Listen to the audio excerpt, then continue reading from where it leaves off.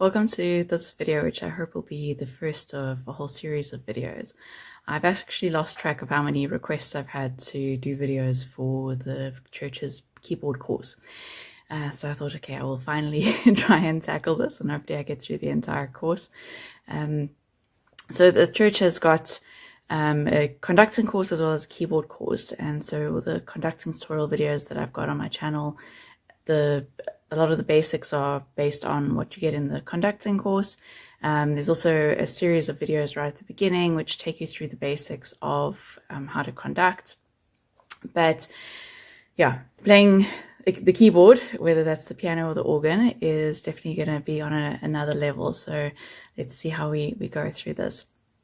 So the keyboard course teaches you right from the beginning the basics, how to be reading music, how to work with the keyboard, how to identify the different notes, and then it takes you all the way through to being able to play simplified hymns.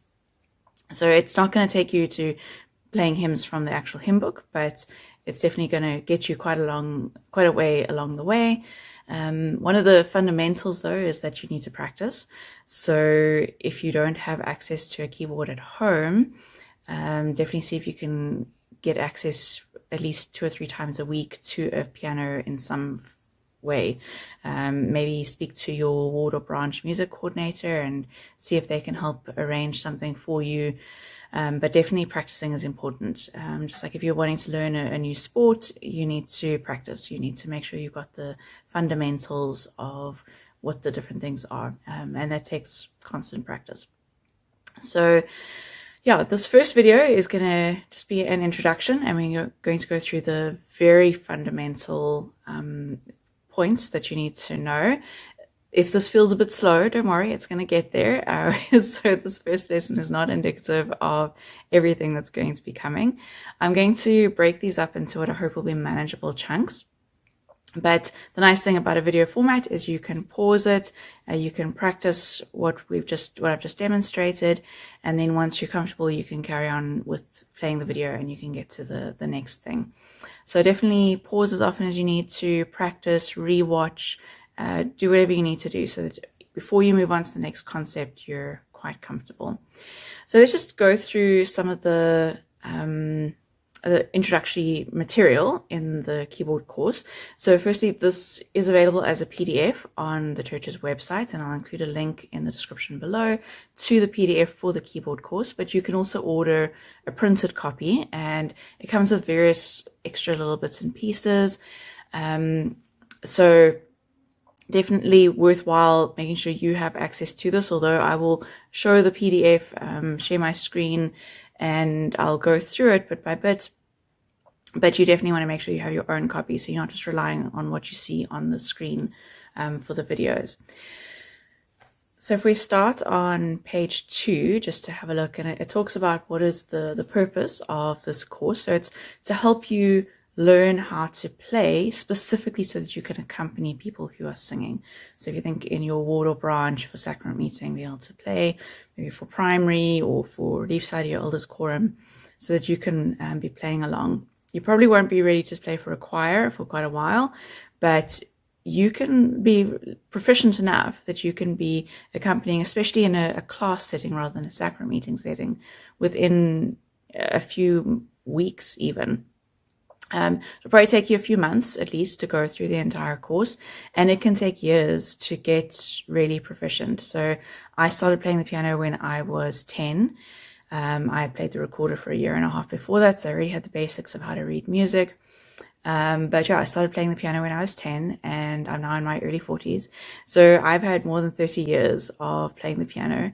And I'm very grateful to my parents that they were able to give me that opportunity to start learning how to play the piano so early. The reason I waited, by the way, was because we didn't have a piano. So as soon as we got a piano, I switched from recorder to piano. And then, yeah, the rest is history, as they say. So I did music lessons throughout school, did it as one of my subjects for matric, which is our school leaving qualification. And yeah, I've played ever since. I play regularly for church and just, yeah, it's been a wonderful thing to be able to teach my children. Well, they've had lessons, but to be able to be part of helping them and coaching them. So it's a wonderful thing to know. And no matter what stage of your life you're at, so I started when I was 10, but we've got a brother in our ward who plays. He's from Nigeria, and he plays really well. And I asked him the one time, how did he learn? He learned from the keyboard course. And he taught himself how to play using the keyboard course. And I was blown away when he told me that, because of how well he plays. So he is a testament to me of just how effective this course is. So what it's doing, though, is it's teaching you the fundamentals, it's teaching you the basics so that you can serve in the church. But once you know those basics, you can take that beyond as well, and you can be learning how to play other things. So yeah, so it's teaching you the fundamentals. There's one of the things that comes with the course is the Hymns Made Easy book.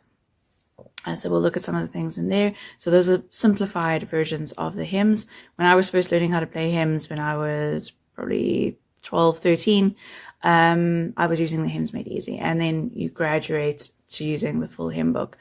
So very effective and sometimes very complicated hymns. Sometimes I like to go back to the Hymns Made Easy because it works well. A second purpose, as they say over there in the second paragraph, a second purpose is so that you can then go on to teach other people. So that's a great thing that you can do, to pass on the skills. But you don't need to have had any previous training. This will teach you the basics. It'll teach you everything that you need to know, just working through the course systematically so that you can get there. And then there are the various things that come with the course. You can read through that on your own. Some advice, though, which is important that we have a look at. So firstly, just following the course in order. So my videos will take you through from beginning to end, but please do follow them in order. I'll try and number them so that it's easy to make sure that you're going on to the next one in the appropriate order. It's been developed very carefully. So they've said, well, what are the foundational things you need to know bit by bit? What can you build on step by step so that you can get proficient? So it definitely has been constructed very carefully by people who know how to teach music. So please use the wisdom that they have. So when it seems very easy at the beginning, those are the things that you need to know. If you think again about a sport, you need to know how to pass the ball in this sport compared to another sport before you can get into complicated plays. It's the same with piano. Any keyboard, you need to know the fundamentals of how to read the music, how to be finding the notes on the keys on the keyboard, and those basic fundamental things. So firstly, follow the course in order. So that's point number 1. And then point number 2, try to master each concept before you move on to the next thing, but also don't let it get you caught up. So if you've been working on something for a week and you feel like you're still not getting it, move on to the next thing, but don't give up after the first 10 minutes. Give yourself a decent amount of time to keep on working on it and trying to master that skill before you move on. Then the next one is follow the practice instructions. So on each page, each exercise, it gives you step by step what you should be doing. So I'll take you through that. But as you practice, make sure you also follow those instructions as well, so that you can be really embedding this foundational knowledge into your muscle memory and into the way that you think about music. Then use the resources provided. So they talk about here an audio cassette. So this is it was developed in the 90s and then updated in 2004. On the church's website, they have all of the resources that you would want to be using. So what was on an audio cassette, they now have as individual audio files that you can play. So I'll also include a link to this page so that you can access these examples as you're going through. And then there are other things that are there to help you. Music note cards. I will try and get hold of a copy of those so that I can use that as well. It's also got a cardboard keyboard, which just literally is like a whole length, so that you can practice the different notes. But if you have access to an actual keyboard, then you can use that as well. Then the next thing is use the church's standard hymn book. This is obviously the 1985 green hymn book that we're currently still using. In the next year or so, we'll be moving over to the Hymns for Home and Church completely. But this was written based on the green hymn book, the 1985 hymn book. And yeah, when we get new hymn books, maybe there'll be a whole lot of those going spare. So maybe you can ask if you can then take one to use at home. But yeah, it's a good idea to have a look at that and see different things it'll refer you to. And then at the back of this keyboard course, they have a glossary of musical terms. So if you're looking at the PDF, it starts on, although it's page 142 of the book, it's page 147 of the PDF. So you can jump between wherever you are and page 147, and you'll see each of these words, and it's got a description of it, sometimes diagrams to help you know what is happening with that. So definitely a useful resource. And then the final piece of advice they have is just use the skills as you learn them. So ask your bishopric, your branch presidency, your ward or branch music coordinator to please allow you to be playing. So a great place to start is playing prelude music for sacrament meeting. That way there's no pressure of people singing, but you can be playing in front of people and you can start doing things. And it can be very simple. The simplest versions of the hymns like we have in the keyboard course, use those as prelude music. It's a really great way to get going. So that's all of the advice. And then a note of encouragement. So it takes time, and it's probably going to be difficult and frustrating, as they say. It can take months or even years, as I said. Certainly, although I had already learned how to play, how to read music, because I played recorder for a year and a half before I changed to piano, it's still, I wasn't ready to be playing hymns for quite a while. It took a couple of years to get there. So be patient with yourself. Allow yourself to take the time that you need. But with time and with practice and with persistence, you will get there. You'll be able to do it. So the course is designed to help you step by step. Take time to get comfortable with one step before moving. Don't push yourself too fast. Don't compete with somebody else, even if you're starting the course at the same time. Maybe they only need to practice for 5 minutes a day. You need to practice for 20 minutes a day to be able to get to the same thing. There will be other things that they'll find more challenging. Don't worry. Whether that's with music or whether it's just other things in life, we all have things that we can do more easily and things that are more challenging. So don't compare yourself to other people. Just do it at the pace that you need to be doing it. But set goals for yourself. So if you want to get through 2 videos a week or 1 video a week, like I said, I'll try and break it up into manageable chunks. So whatever will work for you, but set yourself a goal. You want to be able to do this by this time. If you've got somebody that you have access to who can play and who can be listening to what you've done so far, and they can maybe help you set realistic goals, because sometimes we don't know what we don't know. And so you may think you can achieve something by a particular time, and it's not actually realistic, and then you're just going to feel bad about yourself and your abilities. Meanwhile, it was the goal that was unrealistic, and it's not your ability. So maybe speak to somebody else to help you to know what is reasonable to be accomplishing, and it would be really great to also have somebody who can from time to time just check in. Are you playing things correctly? Are there things that they can help you with? Unfortunately, in this video format, I can give you information, but I can't hear what you're doing. So I can't give you any feedback on what you're doing. So the best that you can do is try and match what I'm doing. But if you can't figure out what's wrong and why it's not working, if you have access to somebody who can play, it'd be really great if they could just give you a little bit of input. They don't have to teach you the whole course, because these videos will hopefully help, but they can give you a little bit of input. But as it says over here, also, if you're doing this course with the intent to be able to serve in the church, pray and ask Heavenly Father to help you enlarge your talents and increase your ability to learn. He will help you. He wants you to be able to bless and serve in the church. Music is such a wonderful part of what we do. And as it says in Doctrine and Covenants 25, the Lord speaking, "For my soul delighteth in the song of the heart. Yea, the song of the righteous is a prayer unto me, and it shall be answered with a blessing upon their heads." Music is such an important part of our worship and in everything that we do.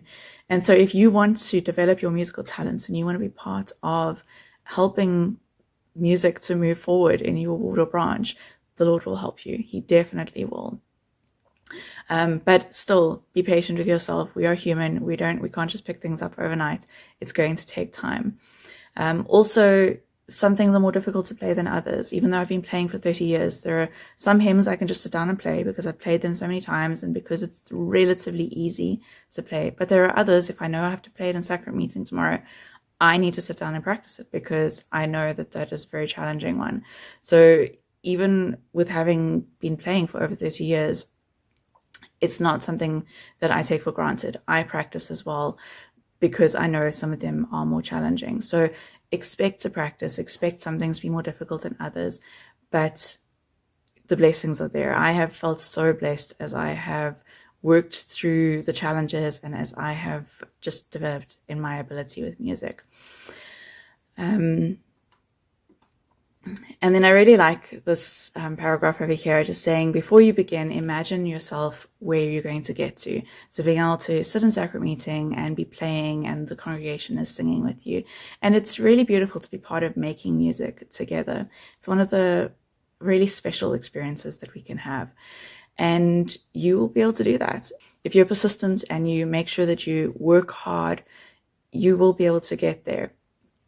Maybe it will just be playing simplified hymns, but that's okay. You can still be part of making this beautiful music together. So just think about that, picture that goal for yourself. You'll be able to get there. And as you then have that as your end goal, that will encourage you to keep working. Okay, so that was all of the introductory stuff. So now let's just look at a few things in this video on how to actually be approaching the keyboard. How to be sitting at the piano. So the first thing is just literally getting ready to be playing. So we've got a 9-point checklist. And although this may feel like, oh, why do we have to do this? It's important that you sit appropriately, that you hold your hands appropriately, because everything is designed to work in a particular way. The piano has been designed based on how we as humans interact with it. So it is a natural positioning that you have. And when you do it appropriately, that's when you'll be able to play the best. So firstly, as you sit at the piano, rest your fingers on the keyboard and move the bench far enough back so that your elbows are slightly bent. So you're going to be sitting in the middle of the piano stool or piano bench, directly in front of the center of the keyboard. So generally there's the name of the piano brand. So I have a Roland here at home. That's normally in the middle of the piano. And so you want to make sure that you're lined up with the middle of the piano. Sitting on the center of the bench, sitting on the front end of the bench though, with your back straight and your weight forward. So as you sit up straight, your shoulders are going to be relaxed, your elbows are slightly bent, and your hands are just going to be sitting comfortably at the piano. Your feet are going to be flat on the floor. Later on, you'll start using the pedal, but that's going to be quite a long time from now. So for now, your feet will just be flat comfortably on the floor. And just as you are sitting, you should feel quite comfortable sitting with a good posture. If you don't have a good posture, playing the piano should hopefully help you to develop your core muscles and to be able to sit straight and have a good posture. And then also make sure you have good light. So at the moment where I've got this set up, I have a light shining down on the keyboard. And so sometimes the lighting may not be great on my face, but I'm trying to make sure that I have good lighting for you to be seeing. Also, just the way that I've set this up, I've tried to put the camera angle for the keyboard to be more or less what you would see as you're sitting at the piano. So it's at a slight angle, the way that you would look down at the piano. And so what you're seeing for my hands on the piano should be more or less what your hands should be doing. Okay, then number 7, stand. So I'm not going to do this right now, but please do that. Stand and just drop your hands to your sides and relax them. And you'll notice as you do that, so if I just kind of do that, you kind of get a natural curve to your hands like this. It's almost as if you're holding a ball. And so when you sit down again, you want to keep your hands at that position. So this natural curve, so there's some space underneath your hands, and you'll see then that as you're positioning your hands above this bottom part of the white keys over there,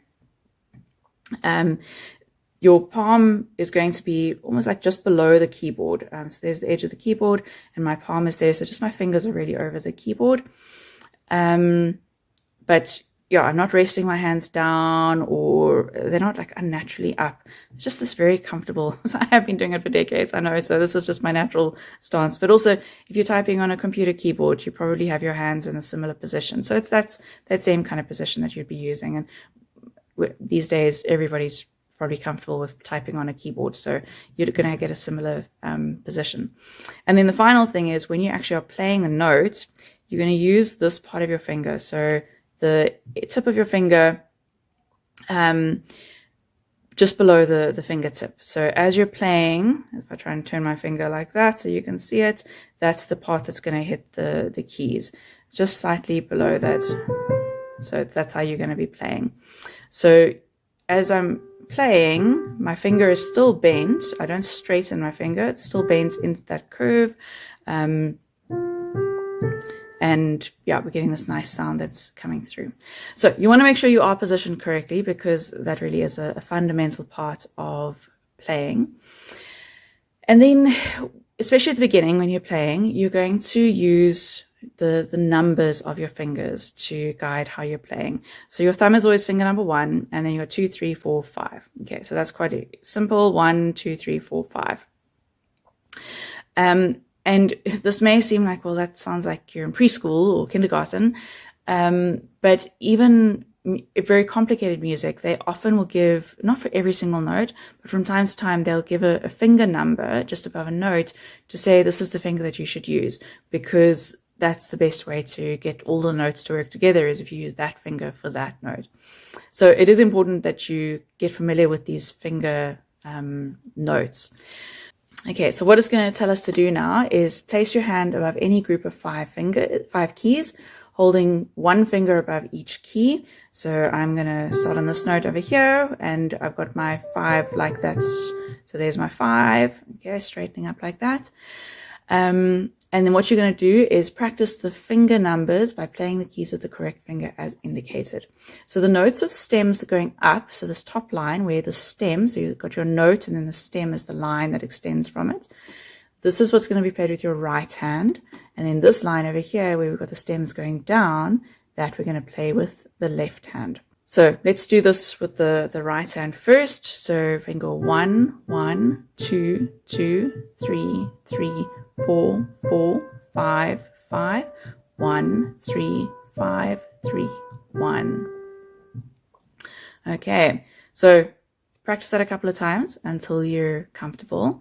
And then let's do the left hand. So I'm going to start on this note over here. You can start on any note though.